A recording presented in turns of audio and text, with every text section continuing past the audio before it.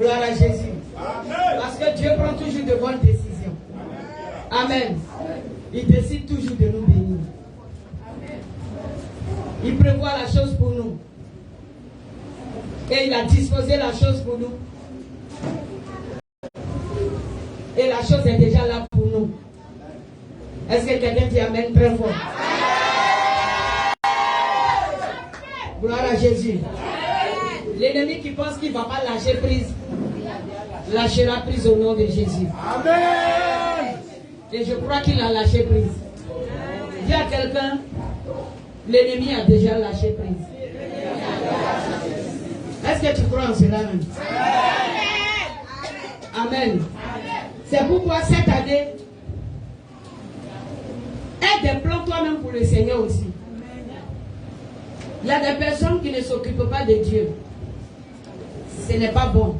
C'est injuste et c'est ingrat. Cette année, il faut que ça change. Ce n'est pas le message, hein, mais ce n'est pas Dieu vous exhorte. Dis à quelqu'un, arrête l'ingratitude.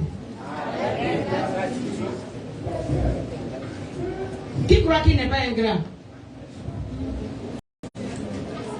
Qui croit qu'il n'est pas ingrat?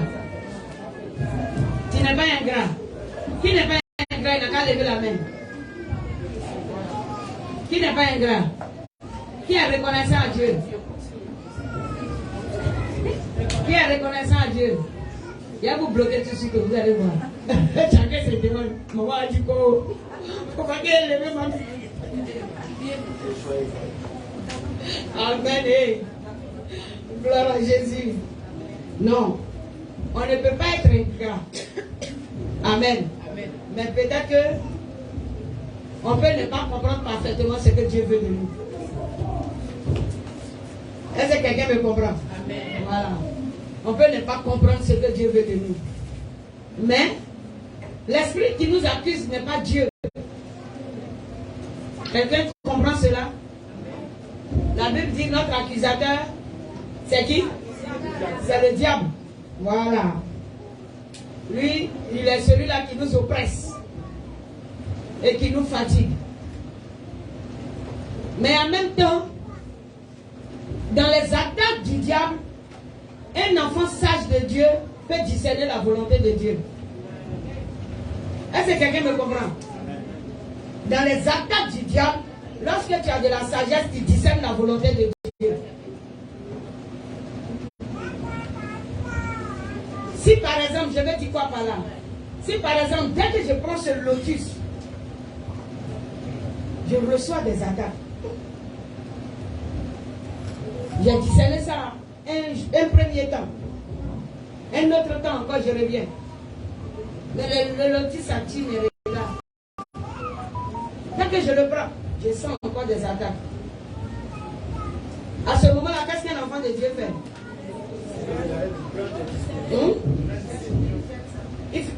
Il fait quoi? Il doit discerner. Oui.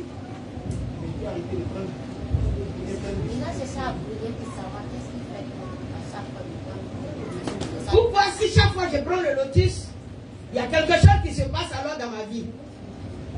Parce qu'un enfant de Dieu ne vit pas bêtement. Waouh! Je suis venu encore. Un enfant de Dieu ne vit pas bêtement. Le monde n'a pas d'issue. Mais nous, Dieu a donné un sens à notre vie. Alléluia. C'est la différence entre nous et le monde. Sinon, nous avons 2 yeux, ils ont 2 yeux. On a bouche, on parle, ils ont bouche. On mange aussi, ils mangent. Amen. On cherche l'argent et aussi, ils cherchent l'argent. On se marie aussi, ils se marient. On fait enfant et aussi, ils font enfant. Ils font beaucoup plus que nous-mêmes. Parce que tu enceintes une seule femme, lui, il enseigne 5. Donc, ça veut dire que tu ne fais pas plus que lui. Une année où toi, tu es en train de chercher jusqu'à Dieu t'a donné un enfant. Et puis, tu attends peut-être 3 ans ou 5 ans pour faire un autre. Lui, il a enseigné la même année 3 femmes. Et puis, 3 ans après, il n'attend même pas 3 ans. L'année qui a suivi, oui, un groupe est enceinte, il prépare enceinte un autre groupe. Ça veut dire qu'elle s'échange. Alléluia. Amen. Et puis bon, ça ne lui dit rien. C'est sa vie, il vit. Mais nous, nous avons une vie à part. À part, riche et meilleure que leur vie. Riche sur tous les plans. La richesse n'est pas seulement la quantité de fonds que nous avons en banque ou à quelque part. Quelqu'un me comprend? Voilà. C'est pas ça la richesse. En tout cas, selon Dieu. La richesse selon Dieu, ce n'est pas les quantités de fonds que nous avons.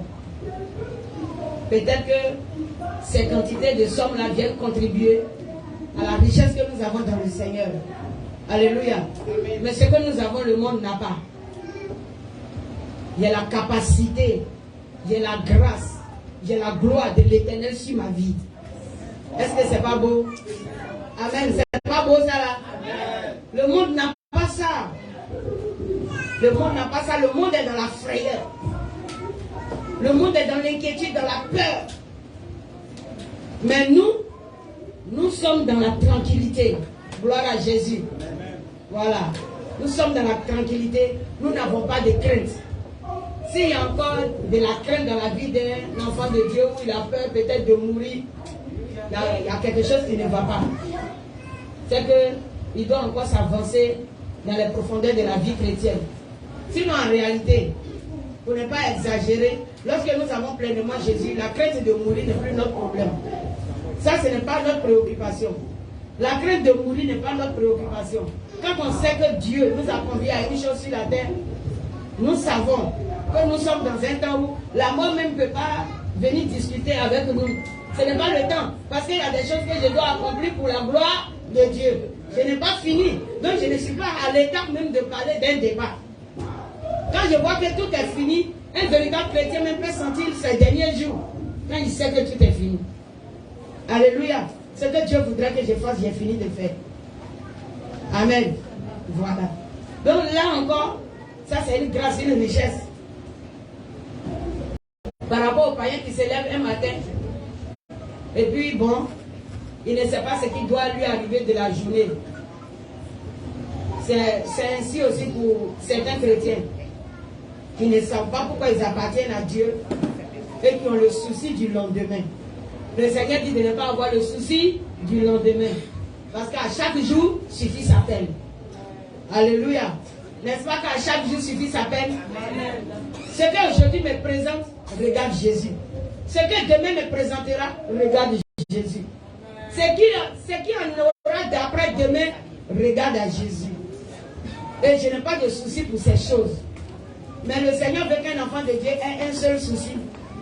Quel est le souci que Dieu veut que nous ayons? Le souci de quoi? De faire son œuvre. D'avoir sa crainte même. En premier. Parce que même aller jusqu'à faire l'œuvre de Dieu se retrouve dans la crainte de l'Éternel. Lorsque nous n'avons pas la crainte de Dieu, nous n'avons pas l'amour du Saint-Esprit, nous n'avons pas aussi la compassion du prochain. Donc on ne peut pas parler d'aller évangéliser ou bien inviter qui que ce soit. Je veux que quelqu'un s'élève et me montre une âme qu'il a convertie en 2022, qui est présente et qui vit la vie chrétienne. Oui, la Bible dit, allez, portez des fruits et que votre fruit demeure.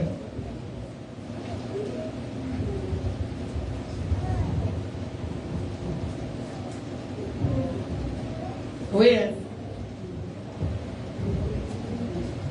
C'est ce que je t'envoie comme jugement personnel toute cette année. Avant que tu relèves ce défi-là. Tu n'as pas fait ça en 2022. Depuis ta conversion même peut-être. Tu n'as pas encore fait ça.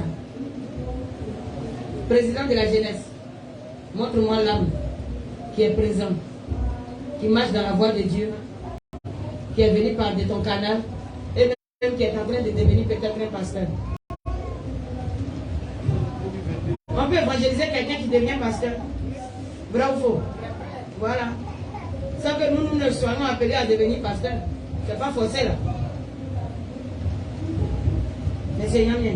Quoi pour toi? Où sont les responsables? Madame Yamien. Quoi pour toi? Mais c'est Hassan. C'est ta femme qui a évangélisé quoi? Tu as la cherché. Il vient s'égarer. C'est que le fruit n'a pas porté. Le fruit n'a pas demeuré. Ça veut dire que C'est les manques verts qui tombent seuls de l'arbre là. Ils n'ont pas envie de rester attachés. Ils sont tombés. Il ne faudra pas que tu sois un manguier qui fait tomber tous tes fruits avant maturité. Pardonnez, levez vos mains, montrez-moi vos âmes.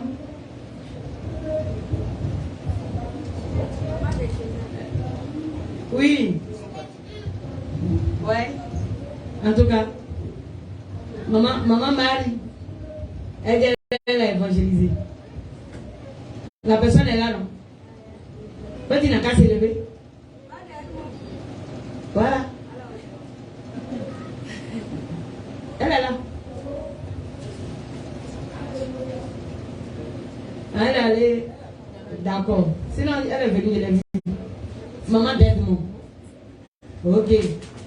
Ça, c'est une âme qu'elle envoyait dans le Seigneur et qui demeure. Que le Seigneur te bénisse. Que 2023, le chiffre se multiplie par 3. Amen. Au nom de Jésus. Eli. Où est pour toi?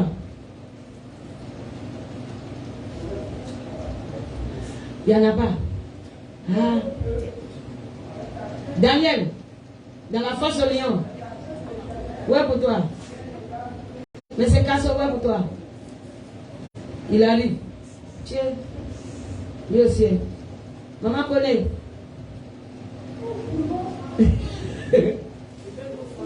Et papa connaît. Ah. Les âmes veulent vous frapper. Jésus est Seigneur. Léa, où est pour toi?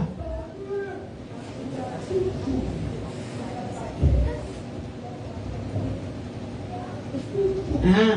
Anisette, où est pour toi? Quand tu presses pas, tu donnes aux gens jusqu'à ce que tu ne parles pas de Jésus là-bas. C'est pas la semaine on va manger. Et Jésus là. Tu parles pas? Hein? Tu parles? Non, tu n'as pas encore parlé. Aïe. Ça fait 2 ans que tu fais quoi là déjà? On va dans 3e année. Hein? C'est vrai, non? Moi, je sais. Et puis devant Pâques, il n'y a même pas une personne qui est venue. Lisiane, il y a 2 même. Il y a maman de mon désir. Et puis il n'est pas venu aujourd'hui. Et puis Yves. Il a Bérébi, il m'a appelé. Il n'a pas pu venir hier. Donc il va faire split à Bérébi là-bas. Voilà. Il y a maman de mon désir, il y a Yves. Ça fait 2. C'est bien. 2023, ça va se multiplier par 3. Ça va faire 6 personnes. C'est comme ça que Dieu multiplie les talents. Hein. Quand on dit Dieu multiplie les talents, imagine celui qui a 0. Non, vous êtes des mathématiciens quand même. Dieu multiplie les talents, maintenant celui qui a 0. Voilà maman d'aide moi là. Ah. Celui qui a 0. Chacun passe devant la multiplication quoi. Tu vois, on dit cette année Dieu multiplie les choses par 3. Maintenant quand tu as 1, tu connais le résultat. Tu sais que si tu passes dans l'appareil fois 3, ça te donne 3 là-bas. N'est-ce pas? Maintenant celui qui a 2, tu sais que ça soit 6 là-bas. Celui qui a 5, c'est que ça va sortir 15 là-bas. Mais celui qui a 0, le 0 là, il est plus un grand que tout. Parce que même si on arrive à le multiplier par 1 million, il sort son 0. 0 fois 1 million, 0 fois 10 milliards. Donc arrange-toi pour ne plus être à 0. Amen. Arrange-toi avant de finir, avant de passer dans l'appareil qui multiplie, parce qu'on est encore en 2023. Arrange-toi à avoir une somme à multiplier. C'est spirituellement que je parle. Amen. Je sais que tu m'as compris. C'est-à-dire que 2023 n'est pas fini. Celui qui a 1 ou 2 peut encore ajouter avant de passer dans l'appareil. Amen. Voilà. Donc toi qui n'as rien, arrange-toi d'avoir un chiffre à multiplier. Parce qu'au moins quand tu as 1 multiplié par 3, ça donne combien? 1 fois 3. 3. 1 fois 3. Donc tu vois. Du coup tu as 3. À partir de 1. C'est bon. Donc, arrangeons-nous à avoir quelque chose à multiplier. Parce que quand ça se multiplie sur le plan spirituel, c'est dans ta vie que les capacités se déversent. Tu sais ça? C'est dans ta vie que les capacités se déversent. Nous avons vu que 2022 a été beaucoup agité et difficile.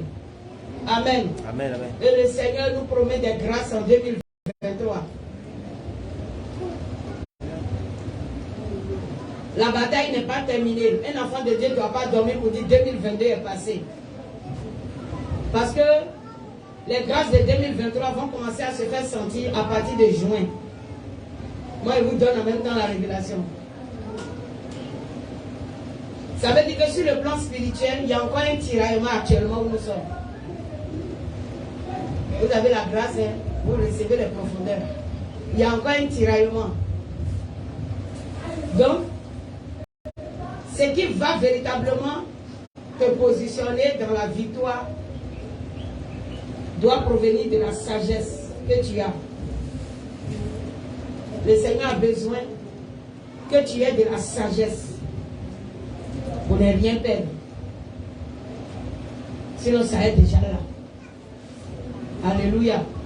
Ça est déjà là, c'est pour toi. Et c'est ce qui fait la colère de l'ennemi contre ta vie actuellement qui est là. Ne regardez pas seulement ce que Dieu a décidé de vous donner sans attraper ce que Dieu vous donne. Quelqu'un me comprend? On ne va pas rester là à contempler seulement ce que Dieu a disposé pour nous. Il y a beaucoup de personnes qui voient déjà ce que Dieu veut leur donner. Là où Dieu veut les fructifier. Ça veut dire les multiplier, les élever. Beaucoup voient ça déjà. Mais d'une manière palpable, la chose n'a pas commencé à couler dans leurs mains. Vrai ou faux? La bataille n'est pas terminée. Dis à quelqu'un, ce n'est pas fini. Ce n'est pas fini. Tu n'as pas parlé fort. Ce n'est pas fini. Parce qu'en même temps que tu parles à ton prochain, tu te parles à toi-même. Ce n'est pas fini. Mais si tu as bien mené la bataille, tu es resté dans la sagesse, jusqu'à, on va dire, mi-année, tu ne parleras plus des difficultés qui étaient là. Amen. Ce n'est pas long, hein. On est en train de parler de mi-année, mais tout de suite on verra. Tout de suite on verra. Quand on ferme les yeux, on se réveille, et puis on dit déjà on est en juin.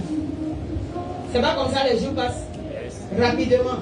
Il ne faut même pas dire que non, c'est long. Si tu veux voir que c'est long, tu risques même de t'affaiblir. Ce n'est pas le temps de s'affaiblir. Alléluia. Tu dois être révolté en toi-même pour dire qu'en cette année-là, en tout cas, le Seigneur a fait la promesse. Il dit 2023 là, je vais détenir la chose dans ma main. Ça va être avec moi dans ma maison. Je vais le découvrir de mes yeux, le toucher de mes mains. Et cela doit être ainsi au nom de Jésus. Je dois toucher ça de mes mains. Si le Seigneur te disait que non, tu dois avoir un terrain, le terrain là, tes pieds doivent fouler ça. Oui, de manière physique. Ça veut dire qu'il n'y a pas à faire de spirituellement croire que j'ai. Non, je veux voir maintenant que j'ai. Oui. On passe de l'étape de la croyance à l'étape de la démonstration de la foi. On dit c'est vrai que la foi est une ferme assurance des choses qu'on espère. Mais à la suite, une démonstration, n'est-ce pas? Quand quelque chose se démontre, ça veut dire c'est sous mes yeux physiques. Là, ça quitte maintenant le spirituel pour parler de physique. Démonstration de ce que je n'avais pas vu, je vois maintenant.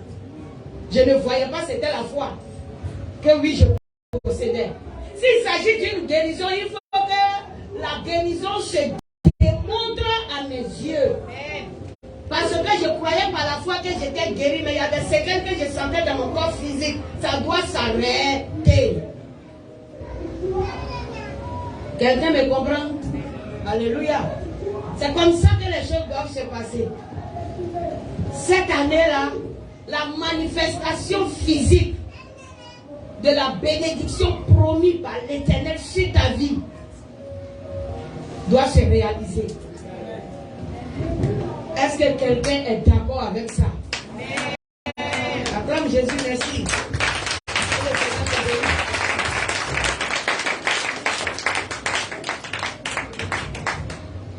Amen. Il faut que la chose soit ainsi. Mais aussi, connais-toi à l'Éternel. Là où on a joué dans le Seigneur doit passer. Dis à quelqu'un, là où tu as joué dans le Seigneur doit passer.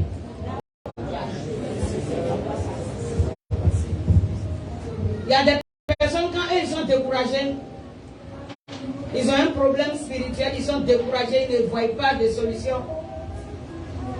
Tous les groupes qu'ils ont dans l'église, ils découragent tout le groupe. Ils sont forts, hein.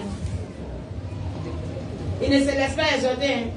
Mais lui va décourager tout le groupe autour de lui. Hein? Aïe.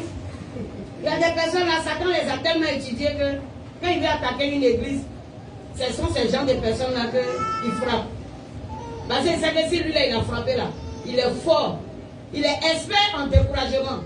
Je te dis, il y a des personnes là, leur âme de découragement. Ils sont experts en la chose. Donc il suffit que l'ennemi provoque une situation lui dans sa vie. Tous ceux qui sont autour de lui, voilà, vont refroidir. Donc du coup, on commence à remarquer que ça c'est son groupe. Parce que quand il a de la chaleur, on voit que tout son groupe a de la chaleur. Et quand la personne se refroidit, tout son groupe doit à lui. Si tu le vois, il manque un culte, tu vas voir que tout le groupe a manqué le culte aussi. Waouh! Ça c'est fort, hein? Ça c'est le mauvais groupe. Parce que là, la Bible dit que Dieu va mieux qu'un, mais pour eux là, il est mieux de les séparer. Sinon ils vont mourir tous ce matin. Ces gens de personnes là. Vous savez, nous on est à la tête, hein, et puis on fait beaucoup de remarques. Ouais, c'est comme ça. On est à la tête, on regarde, on fait beaucoup de remarques, et puis le Seigneur tire notre attention sur le comportement de beaucoup de personnes. Et on intercède dans le secret. On n'est pas obligé de venir te dire, te voici. Le plus souvent quand on est à la chair, nos messages viennent des remarques que le Seigneur nous donne. Il dit, tu vois telle personne a ceci, à cela. Voilà ce qu'il a entendu. Et le plus souvent même, je peux être chez moi et puis le Seigneur me dit, telle personne vient de rendre visite à une autre personne. Voilà la causerie qu'il y a eu entre les deux. Je te dis, ça vous étonne. Mais c'est comme ça, le Seigneur fait ça. Mais regarde, dans la semaine, là, telle personne et telle personne se sont croisées. Mais il y a telle parole qui est sortie. Et puis ça a désamorcé déjà quelqu'un d'autre. Là on dit, Seigneur, on les a comment? Puis le Seigneur dit, fais ceci, fais cela. Priez pour nous. C'est pas facile, hein? On va prendre la Bible. On va prendre la Bible, on va encore s'exhorter un peu ce matin. Je voulais qu'aujourd'hui, là, on ne loue que le Seigneur. Mais on va parler un peu au peuple de Dieu quand même. Prends la Bible.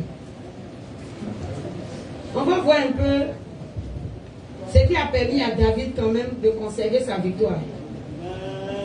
Alléluia. Gloire à Jésus. On a l'habitude de parler de David a vaincu Goliath. Et puis même cet exploit de David là a créé des cantiques dans plusieurs ethnies. Amen. On sait que nos frères Baoulé chantent ça. Il faut chanter à voir. David, oui. Ah, David. David est commis Goliath. On n'y pas. Tu vois. Ça veut dire l'exploit de Goliath, de David du moins. Elle descend jusqu'à nos générations. Mais mon frère, dis-moi, où est l'espoir que tu as qui descend aux générations? Donc, montre-moi ton exploit. Ah, tu vois l'exploit de David, toi-même tu chantes ça. Gloire à Jésus. Et plusieurs ethnies chantent ça. On parle de David, on prêche. Et puis jusqu'à l'espoir de David l'a fait qu'aujourd'hui là, nous on se positionne en David pour tuer nos Goliaths. On fait les veillées, même au programme des veillées, tu vois les grandes croisades. Comment tuer le Goliath de sa famille? Vrai ou faux? Aïe, les grands. Et puis quand un chrétien même voit une affiche comme ça, viens et renverse le Goliath de ta famille. Oh, c'est la seule partie qu'il cherche. Donc ce programme-là, il doit aller parce que le Goliath de sa famille doit être renversé. Alléluia. Laisse-moi te dire une chose. Au moment où David peut venir renverser Goliath, il y avait beaucoup d'Israélites qui étaient en arme de guerre qui étaient assis là. Alléluia. Il faut que les gens cherchent à savoir quelle est la stratégie même qui renverse Goliath. Parce que beaucoup ont pensé que renverser Goliath se trouvait seulement dans les jeûnes et prières. Tu as gêné, oh! Tu as gêné, ouais. Jusqu'à tu as maigri comme ça. Tu as gêné jusqu'à on ne peut plus te reconnaître. Tu as prié, oh, tu as prié. Jusqu'à tu as cru même que bon, sauter pour voir certains hommes de Dieu hors de ton église là même là. Peut-être ça allait apporter la solution. Ouais. Tu as poursuivi les prophètes, oh, tu les as poursuivis. Waouh. Tu as reçu prophétie, oh, tu as reçu prophétie. Ça n'a pas changé. Amen. Avec toutes les prophéties, la Goliath là, on dirait qu'il est debout, hein. Depuis la tête, là, il n'est pas quitté. Alléluia. Mais qu'est-ce qui fait que la tête de Goliath même n'est pas quittée depuis là?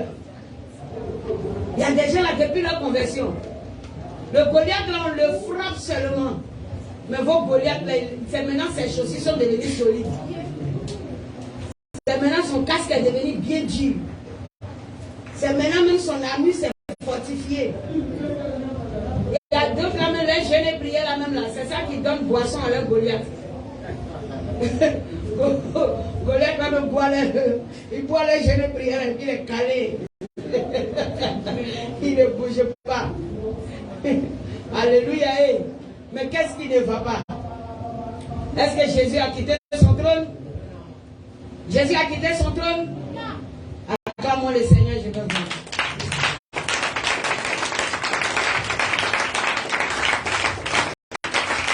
Jésus n'a pas quitté le trône. Alléluia. On va prendre Samuel quand même, 17. Aujourd'hui, je voulais seulement qu'on vienne louer comme ça un peu le Seigneur.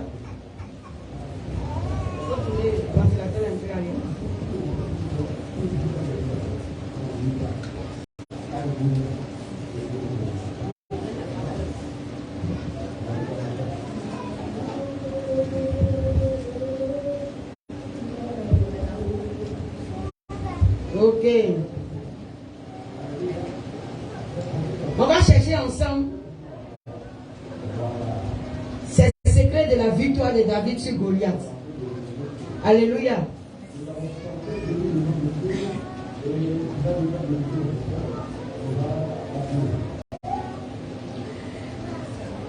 Samuel 17. Il faut bloquer le ventilateur là ailleurs.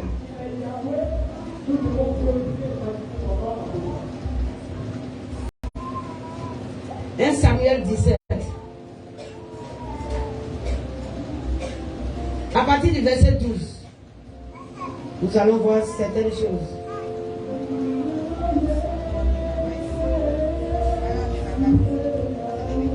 Samuel 17 à partir du verset 12.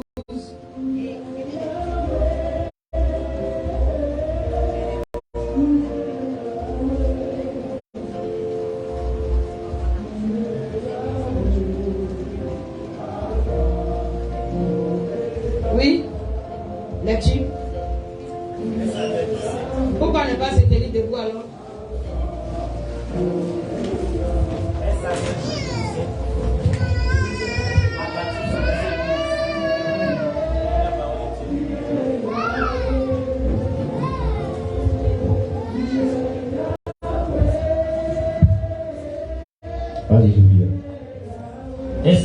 chapitre 17, à partir de son verset 12.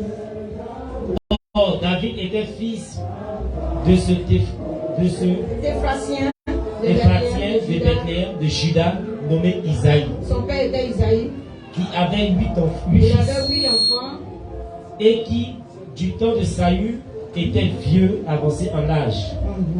Les 3 fils aînés d'Isaïe avaient suivi Saül à la guerre. Ouais. Le premier-né de ces 3 fils qui étaient partis pour la guerre s'appelait Eliab, le second Abinadab et le troisième Shama. David était le plus jeune. Et lorsque les 3 aînés eurent suivi Saül, David s'en alla de chez Saül et revint à Bethléem pour faire paître les brebis de son père. Le Philistin s'avançait matin et soir, et il se présentait pendant 40 jours. Le Philistin se présentait pendant 40 jours. Ça veut dire plus d'1 mois. N'est-ce pas? Là, ça fait déjà 1 mois, 10 jours. Ça veut dire le Philistin est là, Goliath est là, et puis il vient. Il cherche une personne. Amen, on va s'asseoir, on continue. S'asseoir ne veut pas dire qu'il faut que tu dormes. C'est pas normal. Hein? Voilà. Parce que quand on va dire Amen, occupe là, tu ne vas pas aller dormir. Tu donnes l'impression ici que tu veux te reposer, mais Amen, là, tu ne vas pas aller te reposer. Tu as tes affaires, tu vas courir pour aller les faire. Donc s'il te plaît, sois vaillant. Amen. Sinon, ce n'est pas en dormant à l'église que ton Goliath va tomber. C'est depuis là, c'est parce que tous les dimanches tu dors aussi que Goliath là n'est pas encore parti. Donc, ça va dire.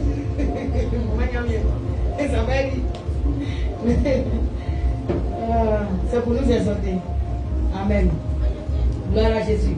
On dit que ça fait 40 jours que le Philistin là il vient. Quand on dit il vient, ça veut dire quoi? Ça fait 40 jours le Philistin il va et puis il vient. S'il vous plaît, soyez avec moi. Aïe. Est-ce qu'il y a quelqu'un ici? Amen. Amen. On dit ça fait 40 jours, il va et puis il vient. Il va, il vient dans le but de quoi? Ça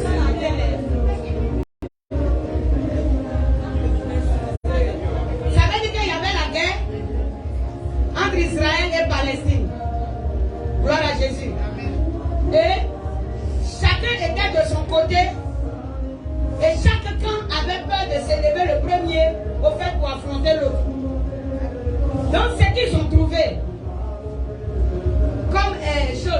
comme solution pour eux, ils disent, si vous voulez, chaque camp donne une personne et puis les deux vont s'affronter jusqu'à mort. Le camp qui a perdu son homme va s'assujettir à l'autre camp. C'était ça l'affaire. Donc Israël, avec les Philistins, était rangé chacun dans son camp de bataille. Et on attendait maintenant qui va engager la guerre.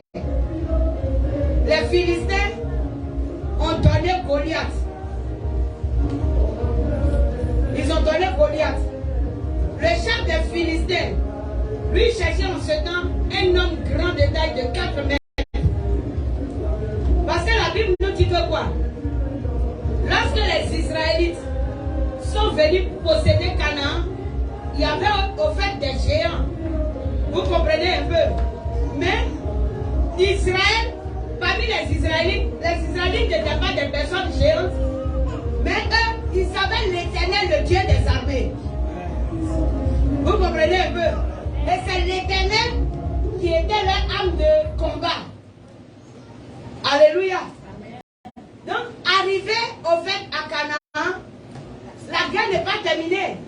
Il faut continuer la guerre jusqu'à posséder totalement ce que Dieu nous a donné. Aujourd'hui, là, c'est ce que nous sommes en train de faire. Amen. Le Seigneur t'a choisi dans ta famille. Tu dois mener cette bataille jusqu'à ce que tu possèdes ce que Dieu veut que la famille possède. Amen. Et nous ne sommes pas en train de posséder, ce n'est pas normal. Mais pour posséder, on doit véritablement affronter le Goliath. Alléluia. Gloire à Jésus. Hein? Donc, les Philistins, eux, ils comptaient sur chose, comment l'appelle-t-on, la force physique de leur armée. Et il est arrivé que Israël, si vous lisez la parole de Dieu, a demandé au Seigneur que le Seigneur établisse un roi sur eux. Parce que Samuel, étant devenu vieux, les enfants de Samuel ne marchaient pas comme il se doit dans la voie du Saint-Esprit pour continuer à gouverner Israël. Et les Israélites se plaignaient, venaient se plaindre à Samuel pour dire que voilà, tes fils agissent mal. Les fils de Samuel n'ont pas agi comme Dieu veut. Pourtant Samuel, hein, vous voyez qu'il était devant la face de Dieu. Amen. Donc vraiment, veillons. Veillons à ce que nos enfants marchent dans le concept du Seigneur. La partie là n'est pas facile. Hein. Ne jouez pas avec. C'est pourquoi, dès leur bas âge, inculquez-les ce qui est de Dieu. Faites attention à ça. Sinon, demain, ils ne seront pas l'armée que Dieu a mise à part. Et l'ennemi va vous accuser. Si vos enfants échouent dans le Seigneur demain, tandis que vous êtes là, il y en a qui vont se marier dans le Seigneur. Si vos enfants échouent en ce qui concerne la voie chrétienne, vous serez accusés par l'ennemi. Donc faites attention à leur éducation. Ne les aimez pas plus que Dieu. Là où il doit avoir un châtiment, châtiez-les. Là où il doit avoir réprimande, réprimandez-les. Et là où il doit avoir récompense, récompensez-les. Quelqu'un m'a compris? Ça, c'était une parenthèse. Gloire à Jésus. Donc, Israël face à chose, comment l'appelle-t-on, aux Philistins, avait besoin maintenant d'avoir la victoire pour que les Philistins dégagent. Alléluia. Donc, les Philistins ont proposé qu'il y ait duel. Donc, dans ce duel-là, Israël donne une personne et puis les Philistins aussi donnent une personne. Donc, le roi philistin, les Philistins n'ayant pas trouvé peut-être une personne plus grande que Goliath. La famille de Goliath, eux, ils étaient tous grands. Il n'était pas le seul. Hein. Toute sa famille là, c'était leur taille. Mais Goliath avait 3 mètres et demi de hauteur. Sans parler de sa masse. Donc, devant une taille comme ça, c'est pas facile de donner quelqu'un, enfant de quelqu'un, et puis Goliath va le plier un coup. Vous voyez comment la chose se présentait. C'était ça au fait. Il fallait un combat de 2 personnes. Là, si on a fini de tuer, si vous n'êtes pas d'accord, voyez deuxième personne, on va tuer encore. C'était l'affaire là qui était là. C'est la proposition que les Philistins ont fait à Israël là qui était là. Maintenant, Saül même qui était le roi, voyait un peu sa vie menacée, parce que parmi tous les Israélites, il était aussi le plus grand. Celui qui était le roi, il était le plus grand, mais il ne connaissait rien en combat. Il ne connaissait rien en combat. C'est Israël qui voulait un roi, et puis Dieu a pris Saül pour dire, bon, voici un roi, prenez-le. Et ce roi-là même n'a pas marché selon que Dieu le voulait. De sorte que dès qu'il a commencé à régner, il était déjà disqualifié par Dieu. Alléluia. Donc on demande une personne de taille pour faire chose, pour affronter Goliath. Quand Saül regarde même toute l'armée, c'est lui-même qui dépasse tout le monde de taille. C'est lui-même le roi là-même qui dépasse tout le monde de taille. Ses armures étaient là. Mais il n'est pas un homme de guerre. Donc ça fait que depuis 1 mois, 10 jours, l'histoire est en train de durer. Et les Philistins chaque jour n'étaient qu'en train d'insulter les Israélites. Levez-vous. Vous n'avez pas dit ceci. Mais tous ces 40 jours-là, où est passé l'Éternel, le Dieu des armées?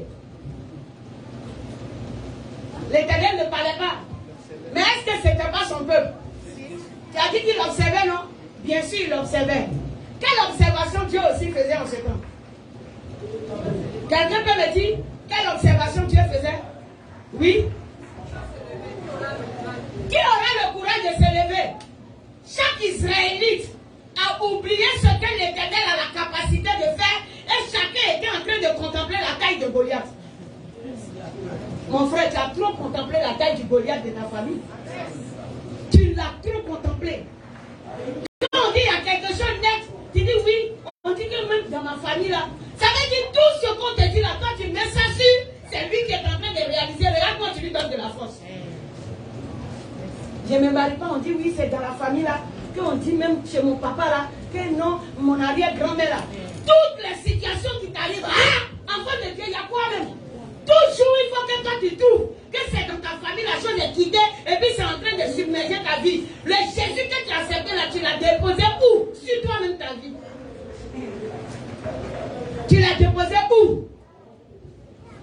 Quand ton problème ne finit pas, que c'est le son que toi tu vois, tu leur donnes de la force. Dis à quelqu'un, arrête de leur donner la force. Il y a des moments même où quand Dieu lui-même veut éprouver ses enfants-là, on dit non, on ne voit pas Dieu. On ne voit même pas Dieu en train de nous parler à quelque part. Comprenez que les épreuves du Seigneur et les difficultés que l'ennemi apporte là, les deux ont même couleur. Je dis les deux ont même couleur parce que les deux là, c'est fort, c'est dur, c'est compliqué, ça fatigue, ça empêche de dormir, ça fait pleurer, ça fait réfléchir. Mais il faut savoir, en tant qu'un enfant de Dieu, où est-ce que Dieu est en train de parler, où est-ce que l'ennemi aussi s'est positionné. L'erreur d'un enfant de Dieu, c'est de mener toutes les batailles comme si c'était Satan qui attaquait seulement.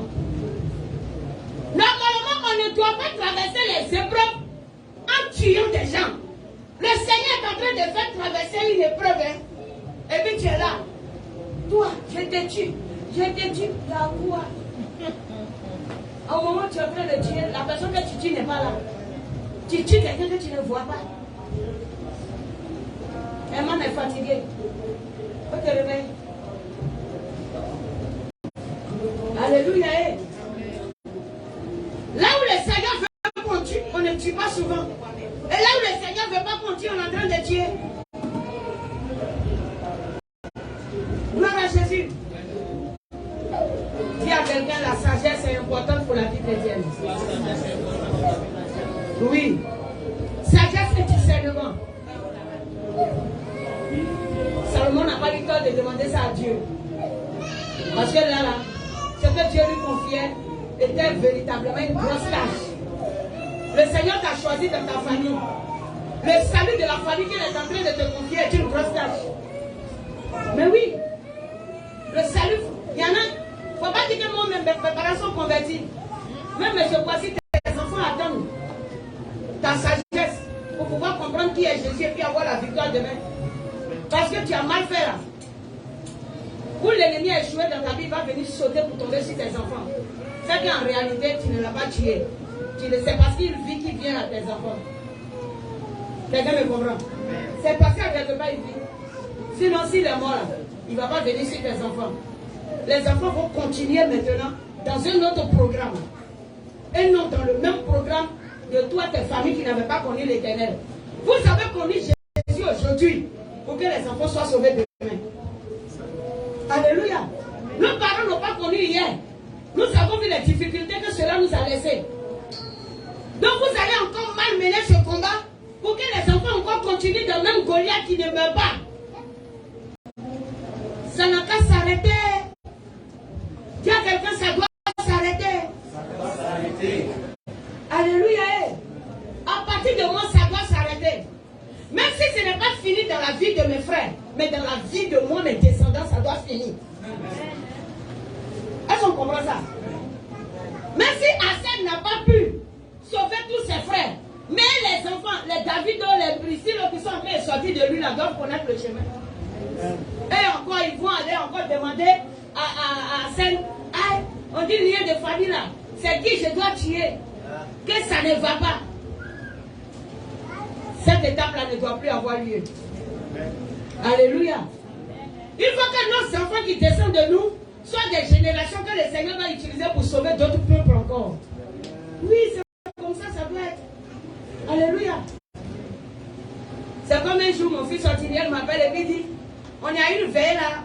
les gens sont en train de dire, chacun n'a qu'à prendre tel esprit de sa famille. Donc il m'appelle. Il dit, c'est quel esprit lui va lier? Il dit, tu n'as plus rien à lier. Toi, commence alors à adorer l'Éternel pendant que les autres sont en train de lier. Parce que ce combat-là, c'est fini pour toi. Non, c'est pas faux, ce combat est fini pour lui. Il a une autre bataille à mener. Il est dans un mode où les jeunes vivent mal. Donc il doit comprendre par l'enseignement que lui ne fait pas partie de cette vie. Il doit veiller dessus. Voilà. Ça, c'est le combat qui est à son niveau maintenant. Il veille sur lui. Parce que je ne vais pas aller mener à sa place le combat de lui, son caleçon. Hein. Donc lui aussi, il a grandi, il a connu le Seigneur, il mène son combat. Oui. Mais ce que moi je dois mener comme combat, je l'ai déjà mené. Amen. Donc descendant maintenant de moi, puisqu'ils sont même nés dans le Seigneur. Gloire à Jésus. Ils ont une autre bataille. Mais nous, on va laisser nos enfants revenir encore mener le combat que nous avons mené en arrière. De quelle manière tu as mené le combat pour que tes descendants soient encore en train de mener la même bataille?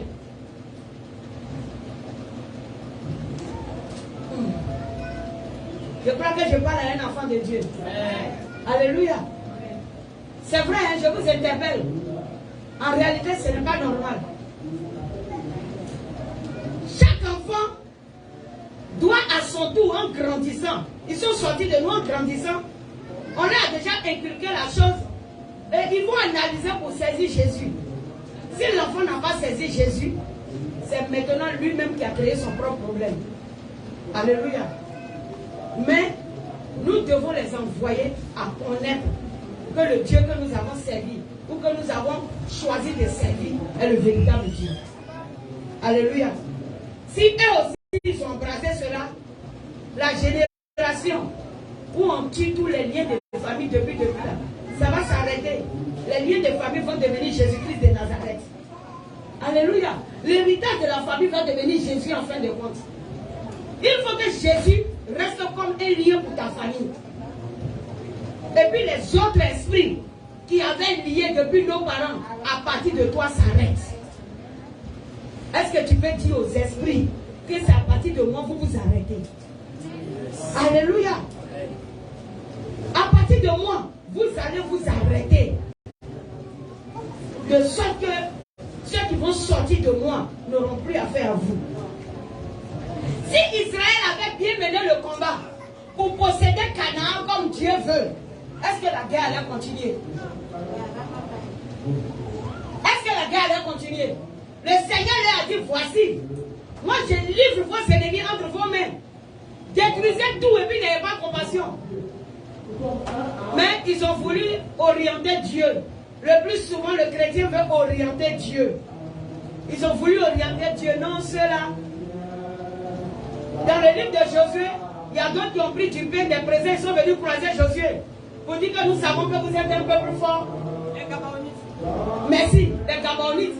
Quand ils sont venus croiser Josué, Josué les a laissés, non? Mais est-ce que Dieu disait de les laisser? Mais comment vous voulez que le combat la finisse?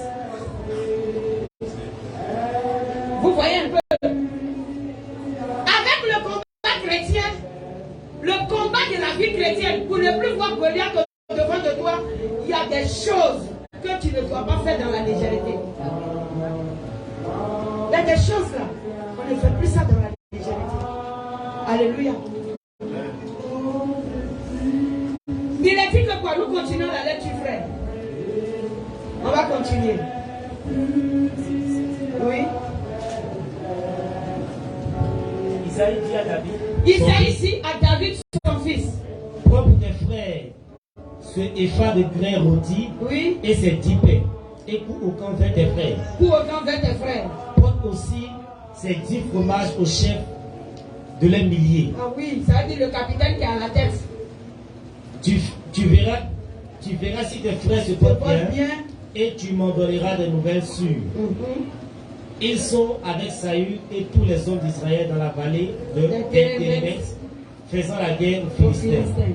David se leva de bon matin, il laissa les brebis à un gardien, prit sa charge et partit, comme Isaïe le lui avait ordonné. Oui. Lorsqu'il arriva au camp, l'armée était en marche pour se ranger en bataille et poussait les cris de guerre. Israël et les Philistins se formaient en bataille armée contre armée. Armée contre armée. David remit les objets qu'il portait entre les mains du gardien des bagages et courut vers les rangs de l'armée. Oui. Aussitôt arrivé, il demanda à ses frères comment ils se portaient.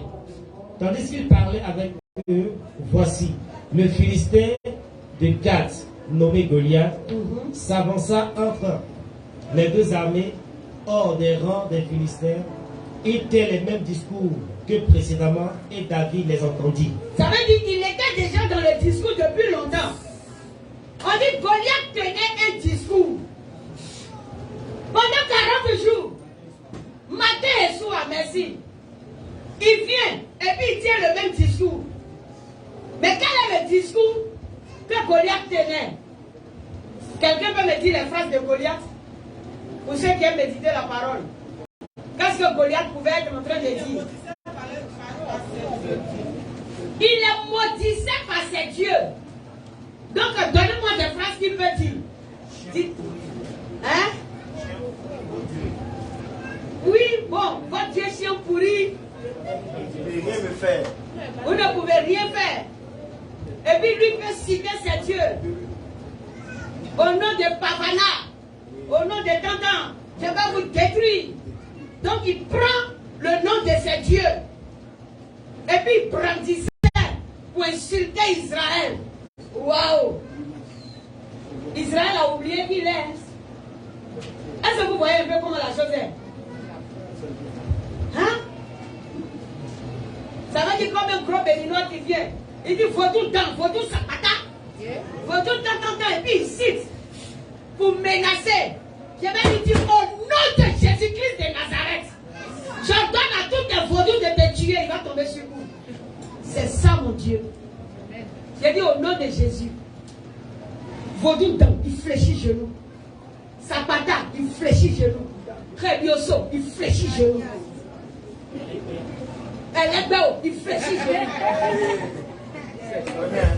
Je vais dire. Il a fait formation. Alléluia. Et tous fléchissent genoux. Tous les embêtants fléchissent genoux. Parce que le Dieu que j'adore est le véritable Dieu. On s'en fout d'eux. C'est des dieux faibles. Notre Dieu est le Tout-Puissant. Alléluia.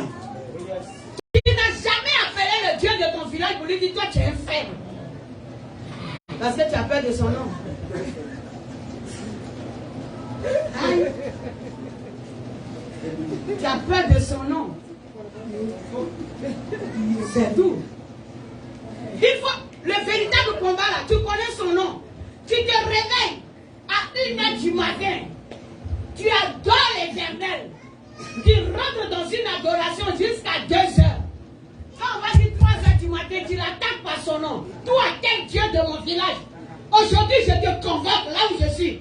Tu n'as pas besoin du pasteur pour t'imposer les mains pour faire ça. Après lui affronte le but, dis-lui qu'aujourd'hui là, je suis venu ceinture à la taille. C'est pour te combattre. Parce qu'à partir de maintenant, après ce combat, tu meurs au nom de Jésus. Amen. C'est fort. Hein? Soyez révoltés. C'est fort. J'ai fait ça pour la conversion de mon grand frère. Parce que j'ai su que sa femme adorait un esprit de son village qu'on appelait Yagbanon. Yagbanon veut dire maman de Joub. Maman de Joub. Fado. C'est ça. Et si lui il faut un enfant, tant qu'ils ne sont pas allés tuer un mouton au pays, l'enfant doit mourir. Aïe, l'enfant doit mourir. Ce combat-là, j'ai mené. Pour ne plus que mon grand frère perde encore des enfants dans sa vie. J'ai mené ce combat. Depuis le temps où Rito est décédé, j'ai dit, ils ne vont plus mourir encore. J'ai dit, j'étais au stade, je me réveille. Parce que quand mes mères étaient au pays avec eux là, elle dit, dès qu'on est arrivé net, ils sont rentrés dans leur case là-bas, dans leur maison. esprit là, quelque part, derrière un pagne bizarre, un canari bizarre qui a commencé à parler. Elle dit, esprit là dit, quand on tape sur tête d'un chien, il connaît la route de sa maison. C'est ce que l'esprit là a dit. Tu as vu? Parce que non seulement ils ont fini elle enfant, elle-même là, on devait la tuer maintenant. Oui, la maman même devait mourir. Donc elle est venue, elle a dit, l'esprit a dit, ça fait Yad. C'est à partir de là, moi j'ai commencé à mener le combat. Je me réveille, je sors de la chambre à partir de 0h à 1h du matin, j'attaque l'esprit là. J'ai demandé au Seigneur comment faire, puis il m'a donné une orientation. Ton frère peut se convertir. Il faut faire ceci, cela. Et puis j'attaque. J'ai dit, toi, Yad, ton nom. Je me déporte jusqu'à sur ta tête. Je descends chez toi au Bénin. Boum, me voici, sort. Il y a quoi? Et puis tu dois tuer les enfants de mon grand frère. Cette année, il va se convertir. Aïe, le Seigneur m'a appris comment je dois faire la bataille. Aïe, j'ai fait ça. Lui-même, mon grand frère, n'a pas su que j'ai mené telle bataille. C'est comme ça que j'étais en train de prier. Et puis le Seigneur a fait venir quelqu'un chez moi qui s'appelait Moïse en ce temps au stade. Trésor, tu te rappelles?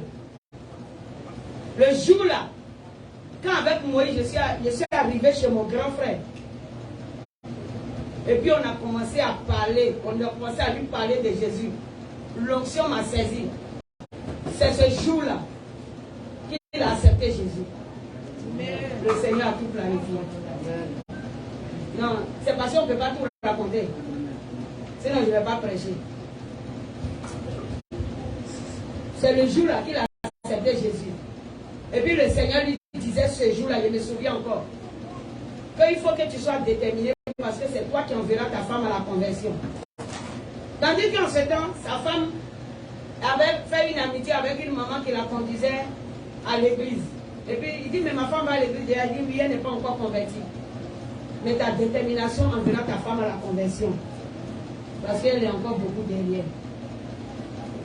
Aujourd'hui, il est diacre dans son église. Il est devenu ancien même maintenant cette année. Alléluia. Mais ce qui est intéressant, c'est que depuis, il n'a plus perdu d'enfant. Amen. Amen. Yeah. Mais maintenant, il faut qu'ayant accepté Jésus, il continue la bataille à son niveau. Parce que c'est ça la loi spirituelle au fait. Il y a des choses que je ne peux pas dépasser. Est-ce que quelqu'un me comprend? C'est comme je l'ai dit, à partir de mon fils, de mes enfants comme ça,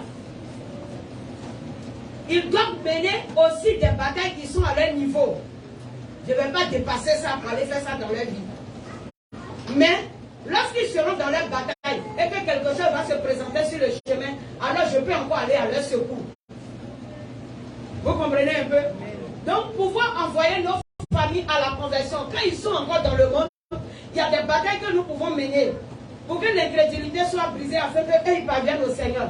Mais lorsqu'ils parviendront au Seigneur, il y a des enseignements qu'on doit apporter à leur niveau pour leur maturité spirituelle afin qu'ils nous rejoignent dans la bataille.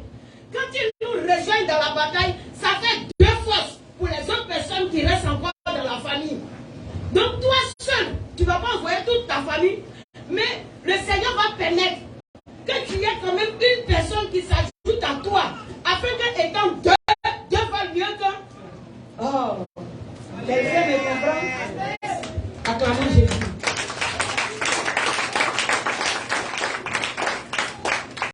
Donc la bataille que tu mènes pour la conversion de tes frères est à part, et la bataille que tu mènes maintenant pour la conversion de tes enfants qui naissent dans le Seigneur est à part. Gloire à Jésus. Et si pour tes enfants tu sais le faire, ça sera plus facile. Les deux batailles ne sont pas pareilles. Tu vois un peu. Parce que les enfants, toi ayant connu Jésus, les enfants étant sous toi, sont couverts par des choses, comment l'appelle-t-on? Une protection qui n'a rien à voir avec les liens de famille. Parce que toi, à ton niveau, déjà, la bataille se fait. Il ne peut pas te dépasser pour aller atteindre tes enfants. Parce que c'est le sang qui les conduit. Tandis qu'en toi, le sang a changé de nature. Amen. Amen. Le sang a changé. Mes autres frères s'agissant des parents. Et moi, arrivé à mon niveau, pour mener maintenant la bataille contre le Goliath de ma famille, je suis allé renaître sous un autre sang. Pourtant, les liens de famille passent dans le sang. Comment est-ce que tu fais pour qu'il passe de ton sang au sang de ton enfant? Tandis que le sang de ton enfant doit être ton sang. Et si ton sang a été renouvelé par le sang de Jésus, donc c'est le sang de Jésus qui conduit mon enfant.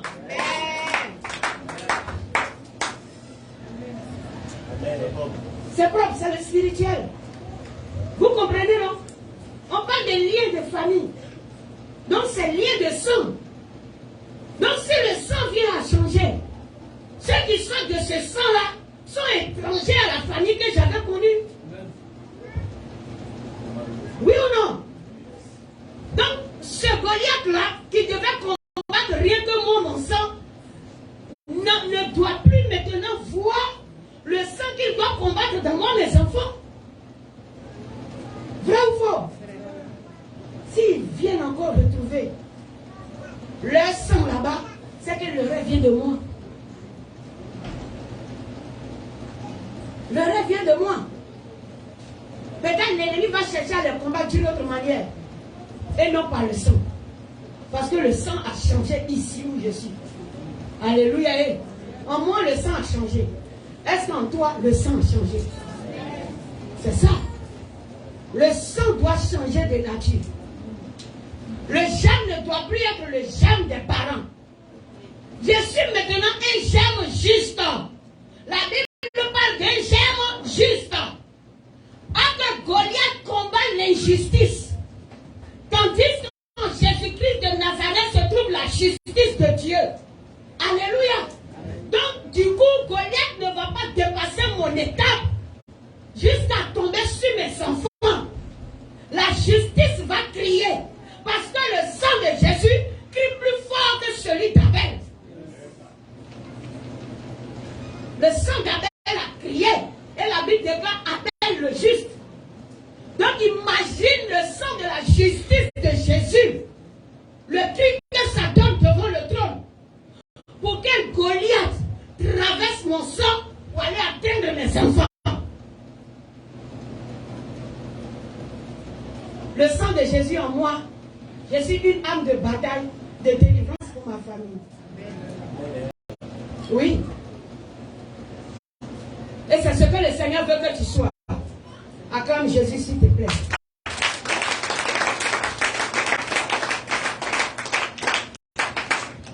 Nous continuons. Frère, tu étais où? Ok, vas-y. David remit les objets qu'il portait entre les mains du gardien des bagages et courut vers les rangs, de l'armée. Aussitôt arrivé, il demanda à ses frères comment ils se portaient. Tandis qu'il parlait avec eux, voici le Philistin de Gad, nommé Goliath, s'avança entre les deux armées, hors des rangs des Philistins. Il tint les mêmes discours que précédemment, et David les entendit. Verset 24. À la vue de cet homme, tous ceux d'Israël s'enfuient devant lui et furent saisis d'une grande crainte. Yacoub. Waouh. C'est comme ça on mène combat là souvent. Hein? On dit à la vue de cet homme. Qu'est-ce qui s'est passé? À la vue de cet homme, tous ceux d'Israël s'enfuient devant lui et furent saisis d'une grande crainte. Regardez des gens qui ont bravé Pharaon. Qu'est-ce qui s'est passé? Est-ce qu'on peut comprendre ça? Des gens qui ont bravé Pharaon en Égypte. La guerre avec Pharaon était plus rude que celui avec Goliath. Est-ce que vous voyez un peu? Regardez la guerre avec Pharaon. Pharaon était tenace, il ne voulait pas laisser Israël partir. La guerre avec Pharaon était plus rude. Mais pendant la guerre avec Pharaon, Israël a gardé son espoir sur Jésus-Christ de Nazareth. Là, Israël a perdu espoir. Vous ne voyez pas qu'il a perdu espoir. Si Israël n'avait pas perdu espoir, ils ne vont pas fuir. Parce qu'en réalité, le chrétien ne regarde pas la taille de la bataille. Puisque la taille de la bataille n'est pas plus élevée que la taille de son Dieu.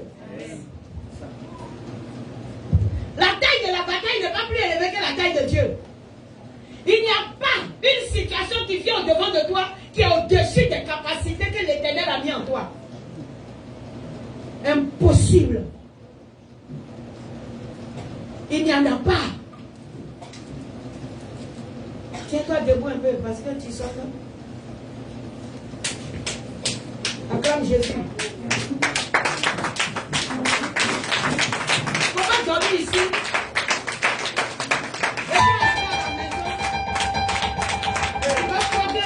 Le cumul des jeûnes et prières, c'est ta délivrance. Le plus souvent, c'est la connaissance de la parole qui nous envoie à la délivrance. La Bible dit qu'il envoya sa parole et sa parole les guérit. Gloire à Jésus. Amen. Si tu es défait de ton sommeil, tu peux t'asseoir.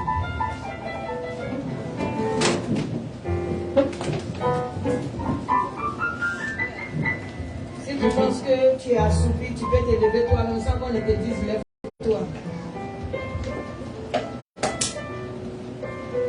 C'est bon pour entendre le message. Oui? Oui. À la vue de cet homme, tous ceux d'Israël s'enfuient devant lui et furent saisis d'une grande crainte. Chacun disait, avez-vous vu avancer cet homme? Avez-vous vu avancer cet homme? Hein? Ça va. Vous ne savez pas. Hey. Nous, dans notre village là, ils sont dangereux. Ils sont dangereux. C'est comme ça même. Même toutes mes soeurs là. Tu vas arriver chez nous là, les gens même sont remplis dans la cour familiale, tout le monde a fait un enfant mais on ne se marie pas. Et puis tu crois que c'est un exploit. Jusqu'à il y a des parents même qui cautionnent cela, non? Ils cautionnent rien là. Arrivé à un certain âge, il dit aux enfants, tu vas pas faire enfant pour venir me donner. Aïe, les parents n'ont pas Jésus. Ça veut dire que c'est l'alliance qui a été tissée depuis les arrière-parents, par les esprits. Vous ne vous mariez pas. Vous êtes là, les femmes n'ont qu'à remplir la famille. Donc, allez-y prendre grossesse des gens et puis venez donner aux parents. Donc, c'est devenu coutume. Ça, c'est un Goliath. De sorte que cet esprit-là agit dans la vie de toutes les filles de la famille. On prend grossesse. Et puis on vient. Papa est content, maman est content. Oh, mon enfant a pris grossesse. Il y en a même les vont te demander qui t'a enceinté? C'est elle. Il est au courant. Ah, mais pourquoi tu l'as mis au courant? Il y a une soeur qui me parlait de ça la fois passée. Elle dit sa première grossesse, on va dire, mais pourquoi tu as prévenu le monsieur là? Ça là, c'est nous, c'est notre cadeau. Comme ça là. Famille comme ça, là, peut prêcher sanctification à son enfant. Aïe. Et même il te dit que tu es arrivé. Mais toi là, on dit quoi? Depuis là, il n'y a pas de garçon qui te cherche. Ça, c'est maman qui a demandé à son enfant comme ça. Il n'y a pas de garçon qui te cherche. Garçon n'a qu'à la chercher. Tu veux quoi? Toi, mais tu sais que ton enfant n'est pas marié. Tu dis, mais si tu ne veux pas te marier, il faut faire un enfant qui a venu me donner. Mais lorsque nous recevons Jésus, est-ce que ce langage-là doit sortir de notre bouche? Il y a des mamans chrétiennes là, s'ils ont vu un blanc tourner autour de leur fille, par exemple. Ma fille, il faut faire tout possible, tu apprends grossesse. Là, peut-être, ça peut te bloquer, il va te marier forcé. Elle ne va pas dire à son enfant, ma fille, le blanc qui tourne autour de toi, il ne faut pas faire comme le monde. Il faut savoir que tu es un enfant de Dieu, elle ne va pas lui dire ça. Elle a vu blanc là, comme occasion pour leur famille. Il faut aller prendre grossesse. Jusqu'à même elle va dire à son enfant, mais il faut te saper, il faut sortir. Feu sur vous. Feu sur vous. Ah, je suis en train de parler, vous êtes témoin. Ça vous dit à la personne, il faut sortir. On ne connaît jamais où ton bonheur va quitter. Quand tu crois que les gens sont à l'église, là, tout le monde respecte la parole. Il faut aller, on ne sait jamais. Demain, là, tu as lui dit de se convertir. Actuellement, là, c'est l'argent, c'est mariage, on veut. Alors, je suis en train de dire ça. Lève ta main pour me dire, tu as dit le contraire. Mais moi, je peux dire à mon enfant, il ne faut pas faire. Moi, je lève ma main. Et puis, j'ai dit à mon enfant que les blancs là, il ne faut pas aller là-bas. Il n'a qu'à venir se convertir. Si tu dois marier un blanc, c'est qu'il est dans le Seigneur. Yes. Il y en a qui ont dit oui dans leur cœur. J'ai dit, moi, elle dit. Peut-être c'est mon enfant là même qui a s'est caché pour faire ses erreurs, sinon je vais dire. Je vais dire. Je vais dire. Vous allez faire comme si marier blanc signifie avoir toutes les grâces du monde. Pour rien comme ça. Il ne va pas en enfer. Blanc là, il ne va pas en enfer. Aïe. Ils ne sont pas beaucoup en enfer. Il y en a qui au Seigneur de t'envoyer en enfer, tu allais visiter. C'est parce que tu n'as pas visité l'enfer. C'est parce que tu n'as pas visité l'enfer. Ils sont plus nombreux en enfer que chez nous ici en Afrique. Parce que nous-mêmes là, c'est nous on sait Dieu, on a la crainte de Dieu. Il y a plus de personnes qui craignent Dieu et qui s'attachent à l'éternel que les gens de l'Occident. Vous ne savez pas ça? C'est faux, hein? Ils ne sont pas beaucoup en enfer là, c'est faux. Ils sont remplis en enfer. Ils ne connaissent pas Dieu. Ils ne connaissent pas Dieu. Si tout blanc ne connaît pas faire des liens de famille, façon que les satanisme le tue. C'est pas chez eux tout ça la quitte. Avant de te prêter leurs erreurs en Afrique, ici, leur débauche. C'est parce qu'eux-mêmes, ils ont fini à ça là-bas. C'est pas que vous trichez aujourd'hui et puis vous êtes à la plage en caleçon là. Avant, toi, enfants d'Africains, pouvaient se mettre en caleçon à la plage. Aujourd'hui, vos filles sont en caleçon à la plage. Toi, enfants africains, ne pouvez pas se mettre en caleçon à la plage. C'est un que vous avez copié, n'est-ce pas? Et vous pensez que quoi? Que Dieu approuve cela? C'est pas parce que Dieu approuve. La parole est quittée même en haut là-bas. Ça les a conduits afin de descendre vers nous. Et cette parole nous parle de vie de sanctification. Vous pensez que c'est leur vie là qui est la vie que Dieu met au devant de nous. C'est faux. Ce n'est pas leur vie.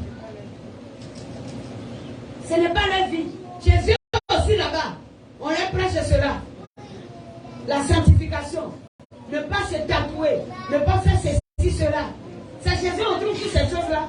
Vous voulez aujourd'hui les copier et puis venir les dépasser. Avant, nos plages en Afrique là, c'était des plages rangées, saintes, sanctifiées. Aujourd'hui là, eux ils se déportent de là-bas pour venir faire sacrifice sur nos plages. C'est gâté aujourd'hui. Mais vous approuvez cela parce que vous aimez aussi la plage.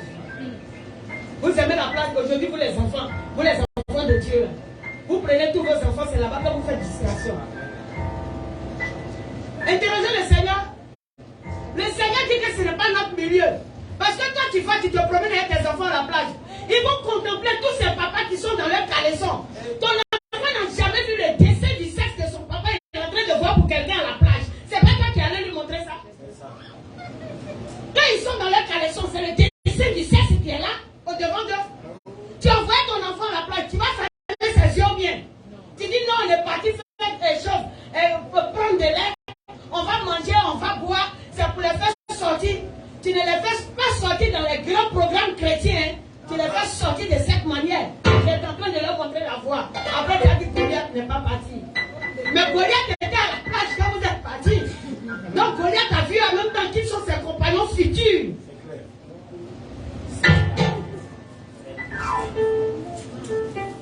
Je dois vous dire la vérité. C'est ça, il fait, et puis vous dites que j'exagère. C'est pas moi qui exagère, elle va demander à Dieu. S'il t'a appelé à la plage, va demander au Seigneur.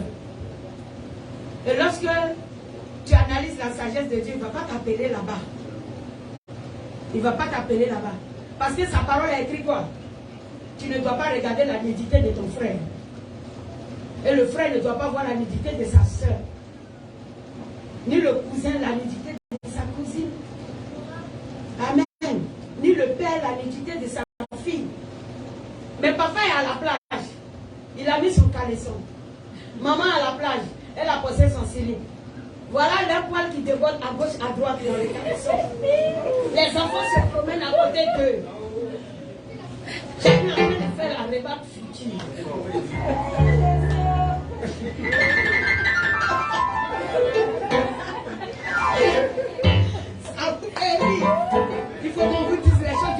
plus.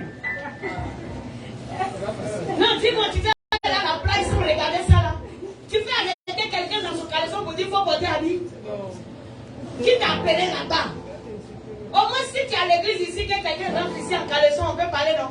Yes. Mais tu es parti le trouver à la plage, tu vas lui dire quoi? C'est le milieu de la plage, marcher nu sans caleçon. Et c'est ce milieu-là, toi aussi, qui te plaît. C'est ça, non? C'est le lieu de plaisir. Tu n'as pas trouvé un autre lieu pour tes enfants. Il n'y a pas eu autre lieu, non? Non, nous, on n'est pas comme ça. Puis vous les regardez. Il y a un seul là. Qui t'a appelé là-bas? Tu mens, tu aimes ça.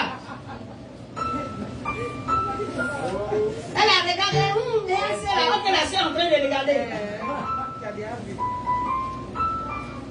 Vous avez vu, vous êtes en train de regarder. Après, chacun va se détourner pour venir lui seul.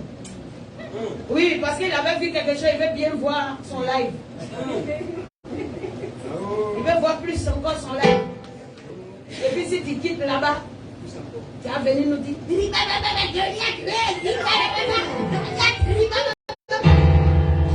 Goliath peut m'étonner. Goliath a étonné même de ton lit, papa. Il y a pas de chance de faire riba, mais Goliath dit, toi aussi. On peut faire ça à quelqu'un. Quand tu fais ça à ton Dieu,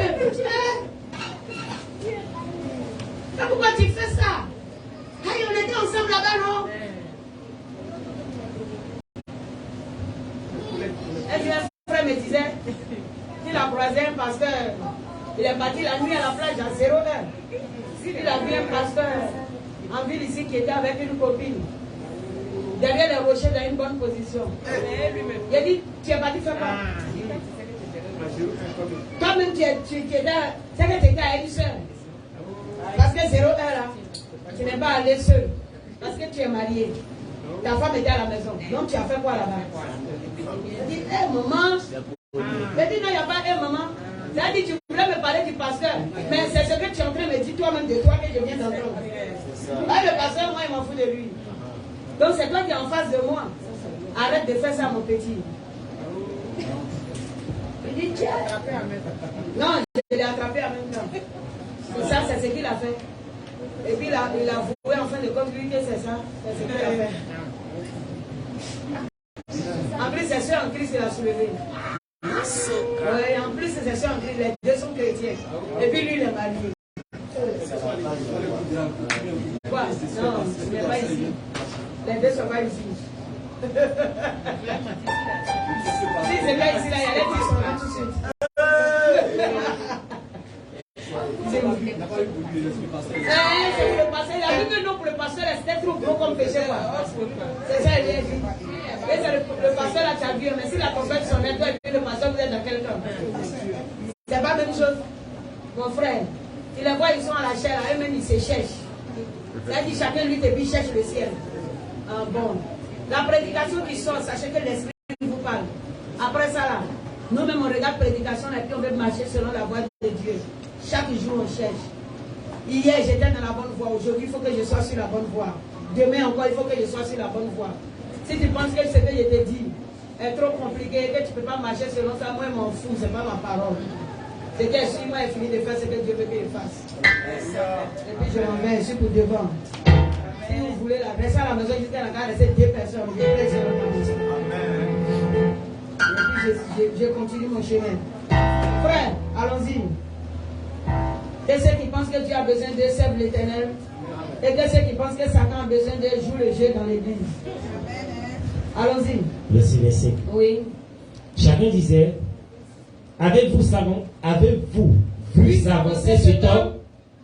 C'est pour jeter à C'est Israël pour jeter à Israël un défi qui s'est avancé. Si quelqu'un le tue, le roi le comblera de richesses.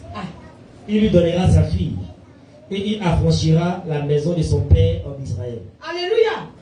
En fait, cette phrase-là est une prophétie. Si quelqu'un le tue, voilà ce que le roi va faire pour lui. Ça veut dire qu'en réalité, si tu réussis à tuer le Goliath de ta famille, voilà ce que le Dieu d'Israël va faire pour toi et ta famille. Alléluia. Alléluia. Mais si tu ne l'as pas encore tué, mais ce qu'on dit, c'est-à-dire qu'il il a envie de tuer ça aujourd'hui même. Que Jésus te donne la force. Gloire à Jésus. David a entendu les promesses. On dirait que toi, tu n'as pas encore entendu les promesses de l'Éternel. C'est pourquoi ça ne t'intéresse pas. David a entendu les promesses de l'Éternel. Les promesses de l'Éternel ont fait chose, ont intéressé David d'abord. Alléluia. Mais je peux dire que lorsque nous lisons la mentalité de David, il y a quelque chose qui a animé le cœur de David. En plus de la promesse, il y avait quelque chose qui a animé son cœur. Pour ceux qui ont déjà lu ce passage. David a dit quoi? Oui. Il était d'abord en colère contre les Philistins. Merci. Être en colère contre ce lien de famille qui insulte Dieu. Non, le lien de famille est en train de vous dire, vous n'êtes pas des créatures de Dieu. C'est de l'injure, non? Oui, c'est de l'injure. Quand tu as connu le Seigneur, sois en colère contre Goliath. Parce que tant que Goliath est là, il ne fait qu'insulter. Il menace, il insulte. Et puis il insulte Dieu. Les frères de David étaient là. Les grands frères étaient là et puis ils écoutaient. Gloire à Jésus. Dieu n'attend pas que ce soit l'aîné de la famille forcément qui soit le canal de délivrance. Le Seigneur t'a pris, il y a des grands frères tout et tout. Mais le Seigneur sait pourquoi il t'a choisi. On dit à quelqu'un, ressaisis-toi, l'Éternel t'a choisi. Alléluia. L'Éternel t'a choisi et l'Éternel t'attend. Oui, allons-y, frère, faisons vite. Il est 12 heures, on a eu une réunion tout à l'heure, donc on se pousse un peu pour que les autres viennent nous trouver. Sinon, si elle dit Amen, on va s'asseoir encore pour attendre. Donc allons-y, fortifiez-vous. Verset 26. David dit aux hommes qui se trouvaient près de lui, que fera-t-on à celui qui tuera ce Philistin et qui ôtera l'opprobre de dessus d'Israël? Qui est donc ce Philistin, cet incirconcis, pour insulter l'armée du Dieu vivant? Analysons. On va terminer tout à l'heure. Quand je vais voir les autres venir, je vais arrêter le message. Il a dit qui est donc? Il faut reprendre la partie. Je ne vais pas vous analyser avec moi. Verset 26. David dit aux hommes qui se... Il faut bien écouter si tu dors. David dit aux hommes qui se trouvaient près de lui, que fera-t-on à celui qui tuera ce Philistin et qui ôtera l'opprobre de dessus Israël? Oui. Qui est donc ce Philistin, oui, cet incirconcis, pour insulter l'armée du Dieu vivant? Amen. Qui est donc ce Philistin, cet incirconcis, pour insulter l'armée du Dieu vivant?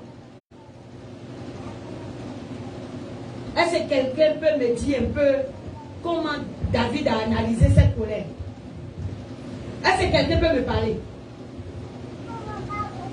Qui est donc ce Philistin, cet incirconcis? Vous ne voyez pas déjà? Il avait déjà pris position. Tu dis, il avait fait quoi? Il avait déjà pris position. Il y a des analyses que David, du coup, a déjà fait dans sa pensée. Amen. Non seulement si le Dieu gagne, c'est pas ça d'abord, mais il y a la partie où lui, en tant que fils de Dieu, ça veut dire que celui-même qui a créé le ciel et la terre a décidé de me prendre pour que je sois son peuple. Oui. David, l'analyse de David, c'est que quel est le poids? Oui. Il représente quoi ces Philistins? Parce qu'il ne faut pas insulter même le Dieu. Par rapport aux fils d'Israël, qui sont les enfants même. Qui sont les enfants même du Créateur. Ça veut dire que nous sommes une armée là. Israël est une armée que Dieu s'est choisi du milieu du monde. N'est-ce pas? Il l'a mis à part. Et le Dieu que nous servons nous a donné des recommandations et une orientation. De sorte que parmi les peuples de la terre, on connaît que nous sommes différents. Gloire à Jésus. Mais regardez-le, tous ces gris-gris animés. C'est-à-dire tous les gris-gris sur Goliath déjà montraient le nombre de dieux qu'il avait. Et les choses, comment l'appelle-t-on? La mauvaise protection qui était sur sa vie. Tandis que nous, Israélites, nous n'avons pas besoin de ces choses-là. Hein? Alléluia. gloire à Jésus. Amen. Je n'ai pas besoin de ceinture, hein. Je n'ai pas besoin de gris-gris. Je n'ai pas besoin d'amulette sur mon bras. Je n'ai pas besoin même de cacher. Je ne sais pas une eau quelconque dans la maison, dans un bidon. Je n'ai pas besoin d'avoir un canari sous un matelas. Mais je marche avec confiance que l'Éternel des armées, qui est mon Dieu, me délivrera de toutes les situations. Je suis une personne circoncis. Il a insisté là-dessus. Lui, là, c'était une incirconcise. Et ce temps-là, la circoncision, quand même, elle se manifestait sous forme physique, je crois, dans la chair. Donc, tous les autres peuples marchaient, on sait qu'à l'intérieur de leur pantalon, c'était un balançoire. Alléluia. Tandis que nous, Israël, c'est la propriété. Gloire à Jésus. Donc, quel est ce balançoire-là qui n'a même pas connu de couteau à sa naissance?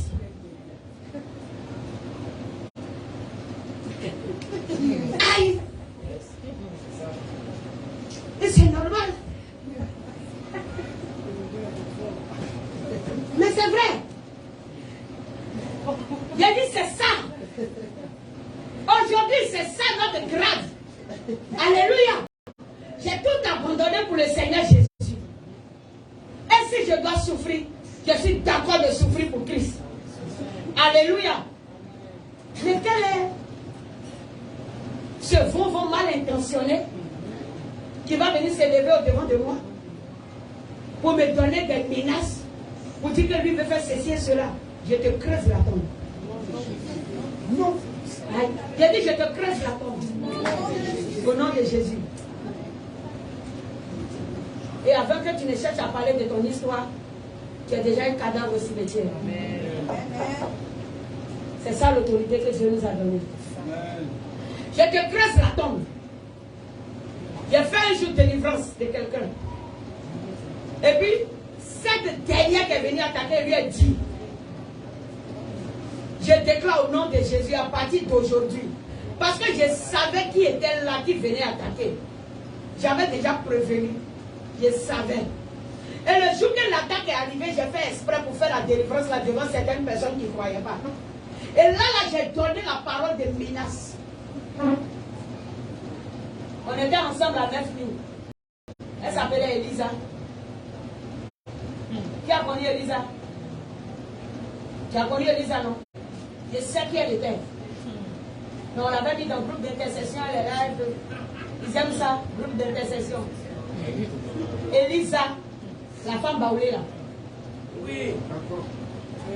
Hein? Ah bon, oui, encore baoulée. Tu te rappelles, non? Donc quand le Seigneur m'a donné la révélation ciel, j'étais étonné. Et puis le Seigneur m'a dit, elle va venir attaquer tant, voilà comment elle va préparer les choses. J'ai dit, d'accord, j'ai gardé pour observer. Et quand le temps est arrivé, la manifestation d'esprit s'est présentée, je me suis rappelé de ce que l'Éternel m'a dit, c'était en train de se réaliser. Dieu merci, j'ai voulu que Angèle soit là et que la maman de Quadio soit là. Et puis il y avait une autre soeur, la rétro était là ce jour-là. Et puis je leur ai dit, voilà telle personne. Mais tant qu'elle n'a pas répondu là, l'esprit là, il ne bouge pas aujourd'hui. Il a dit, j'ai tardé la délivrance, j'ai bloqué l'esprit, il a dit, tu dois dire ton nom.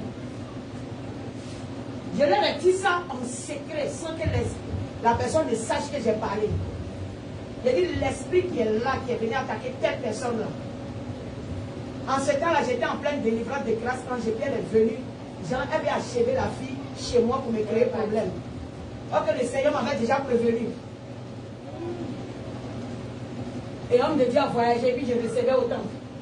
Et j'avais déjà reçu la révélation. J'ai fait exprès, il a dit, grâce à vous. Trouve-moi autant que c'est là-bas, je vais prier pour toi. Et puis je les ai avertis. J'ai dit, c'est quel esprit qui est venu attaquer la petite là chez moi. Mais je vais faire la délivrance, vous allez voir. Je l'ai chassé, dit, je vais partir. J'ai dit, tant que tu n'as pas dit qui tu es, tu ne vas pas. Autorité. Elle dit, je vais partir. J'ai dit, tu ne vas pas sortir. Les anges de l'Éternel, gardez-moi la porte. Les anges ont dressé leur épée. Elle est là, elle pleure. Il faut dire à tes soldats de partir. J'ai dit, tu vas dire, ce qu'ils t'ont recommandé de faire, tu vas leur dire. On est resté là jusqu'à ça a chauffé. J'ai dit, j'ai quadruplé l'onction de feu dans le corps. Elle ne pouvait plus. Et puis elle dit, je vais parler. Tu es qui? Et puis elle dit à chose, comment elle appelle ton maman de chose là, tu me connais. Je ne sais pas, il y avait quelle alliance. Elle a parlé d'un monsieur qu'elle avait marié. C'est le jour où elle va conter l'histoire. Je ne connais même pas même.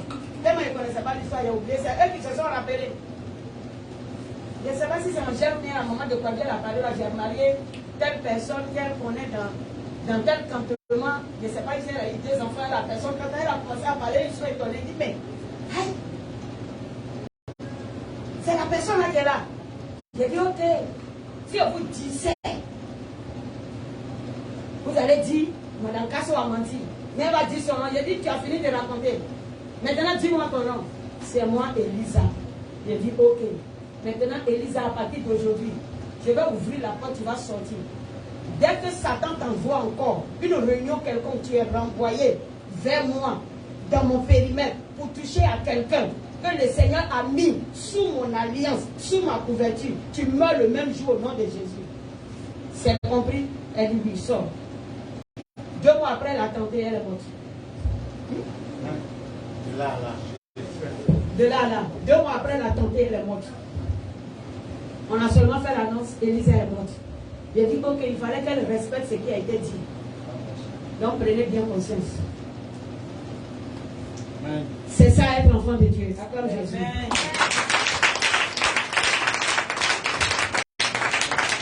gens ne savent pas.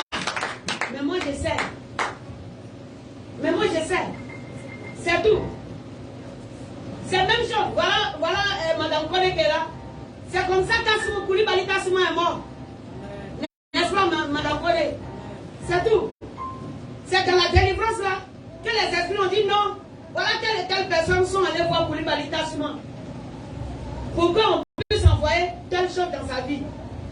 Il a dit ok. Donc, ils disent qu'il ne peut pas partir. Il faut qu'il dise, allez-y tuer Koulibaly Tassouma. On dit tel mois là, il va mourir. Il a dit, je signe l'accord. Allez-y qu'il meurt. Le mois est arrivé, Koulibaly est mort. Il partait seulement au but de bien rencontrer un frère togolais là. Tu as dit, non, j'ai mon ami là. C'est un féticheur, on dit. Il s'appelle Koulibaly Tassouma, tu ne le connais pas. Et il est mort. Je me suis rappelé en même temps, il dit, ah, il y a quoi? Et puis moi, il a continué ma route. C'est tout. C'est dans la délivrance là. Il a dit aux esprits, allez-y le tuer lui-même. Les esprits sont partis, l'ont tué. Tu insistes à quelque part. Tu fais délivrance 1 fois, 2 fois. Tu ne veux pas laisser. J'enverrai les mêmes esprits avec te tuer. Eux-mêmes, ils cherchent occasion, ils vont te tuer. Ça, c'est ça, Jésus-Christ de Nazareth. Amen. Alléluia. Ouais, c'est ça. C'est ça, Jésus-Christ de Nazareth. On a cette autorité-là. On a cette capacité-là que Dieu nous donne. Et puis des Goliaths vont fatiguer notre famille à nos yeux. Non. Non. Ma famille le sait au moins. Que même si tout le monde ne veut pas accepter Jésus, aujourd'hui, s'ils sont en danger, ils vont m'appeler premier. Ah oui, voilà ma petite sœur qui est là. Ça, c'est pas faux. Mais ils n'ont qu'à dire que peut-être je suis compliqué concernant la vie spirituelle. Mais si quelqu'un est en train de mourir là, ils vont appeler Sidonie premier. Ils vont appeler Sidonie. C'est comme ça. Ta famille doit t'appeler en premier s'il s'agit de choses spirituelles. Tu n'as pas dit amen là-bas? Il faut qu'on compte sur toi aussi à quelque part. Alléluia. Il faut qu'on compte sur toi. Il est déjà 12h20 quand même. Gloire à Jésus. Mais comprends qu'on doit compter sur toi. Le roi Saül a dit à David, David dit, je veux tuer c'est circoncis ça là. David comptait sur quoi? Sur l'Éternel des armées. Alléluia. Sur l'Éternel des armées. Saül dit, viens, je vais te revêtir. Saül lui avait porté ses armes de guerre, non? Saül a porté ses armes de guerre à David. Est-ce que David a utilisé les armes de Saül? Il n'a pas utilisé. Mon frère, discerne de savoir comment Dieu veut que tu affrontes Goliath. Le discernement aussi nous manque. Si tu n'as pas discerné de savoir comment il faut affronter Goliath, tu ne pourras pas y arriver. Quand le Seigneur envoie un combat au devant de toi, la manière dont tu dois mener la bataille est déjà prévue. Mais vous êtes loin de la voix de l'Éternel, de sorte que vous n'entendez rien. David a dit à Saül, c'est trop lourd, il ne peut pas porter toi tes armes de guerre. Toi-même tu les as, hein? Tu n'es pas allé au combat. C'est sur moi que tu vas mettre tes habits. Quelqu'un lui dit à son âme de guerre. Et puis, lui qui a son âme de guerre, ses habits de guerre, lui il a peur d'aller affronter le démon. Et puis c'est sûr qu'il n'a qu'à mettre les habits, là, toi tu vas partir. Il faut lui donner ses habits. Si tu dois partir, va avec la force que l'Éternel a mis en toi. Il faut laisser pour les autres. Gloire à Jésus. Il y a des dispositions que Dieu a mis en toi. Alléluia. Et les dispositions que Dieu a mis en toi sont importantes. Peut-être tu peux ne pas considérer. David a pris quoi? 5 pierres. David, on parle de guerre. Toi, tu ramasses caillou. C'est un caillou là qui a tué le monsieur là. Non, mais c'est vrai. Regarde les armes que David a utilisées. Ça n'a pas de choses. Ça n'impressionne pas. Ça n'attire pas les regards. On aurait voulu voir dans ce combat une longue épée. Ça veut dire que pour toi, c'est un mois de jeûne sec. Tu allais mourir dans mes eaux. Dieu t'a envoyé. Tu ne peux même pas faire 3 jours 7, tu dis c'est un mois Dieu t'a donné. Mon frère, au moment où on va ouvrir porte là, c'est ton squelette qu'on va trouver. C'est pas ta capacité, un mois de jeûne sec là, tu veux faire ça pourquoi? Tu penses que Dieu a forcément besoin de ton jeûne pour intervenir dans la vie? Il a besoin de ton intelligence. Amen. Oui. Parce que l'intelligence, nous avons à discerner que signifie l'obéissance. Quand tu n'es pas intelligent, tu es bête spirituellement, tu dis ça, rien, tu n'avances pas. Je t'ai insulté, non?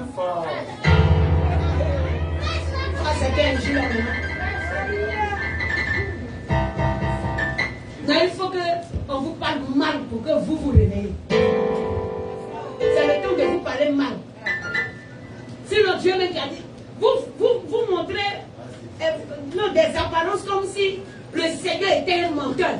Ça veut dire que toute notre vie, c'est promesse seulement. Dieu nous fait dire, il n'y a pas d'accomplissement. Il y a quoi? Dieu qui parle là, il est menteur ou bien il est un Dieu de vérité? Il a promis ou bien il n'a pas promis? Mais quelle est cette histoire? C'est parce que tu veux prendre souvent les habits de Saül. Tu as sauté. Un autre homme de Dieu ici m'a dit, non, il m'a donné un bidon d'eau. Je n'ai qu'à me laver avec, j'ai fait toilette, là l'enfant va venir. Peut-être tu as logé un gros démon là-bas, maintenant tu as nous créé problème. L'homme en train de prier ici, tu n'as pas dit ça. Hein. Tu as caché les gros démons. Oui, on t'a donné savon pour te laver. Il y en a même qui sont prendre des savons de prophète. Tu as dit savon là dans la Bible ici ou ça? Hein? Le prophète m'a donné savon. On m'a donné miel. On m'a donné tissu blanc.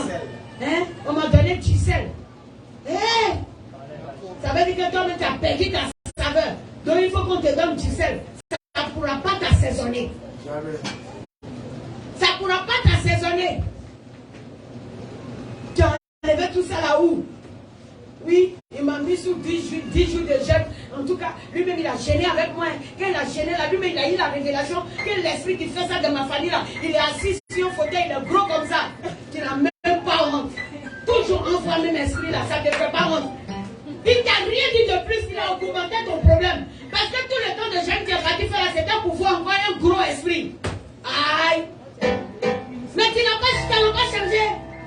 C'est encore pour te révéler encore le même esprit. Que tous ces jeûnes là tu as fait. Mais dis-moi, où est l'avancement que tu as eu? Je crois qu'après le jeûne et prié chez lui là-bas, l'esprit là a fui pour toujours de la famille. Et que le dimanche qui a suivi, toute ta famille s'est levée comme des magiciens pour venir à l'église. On continue dimanche prochain. Que Jésus nous aide. On acclame le Seigneur.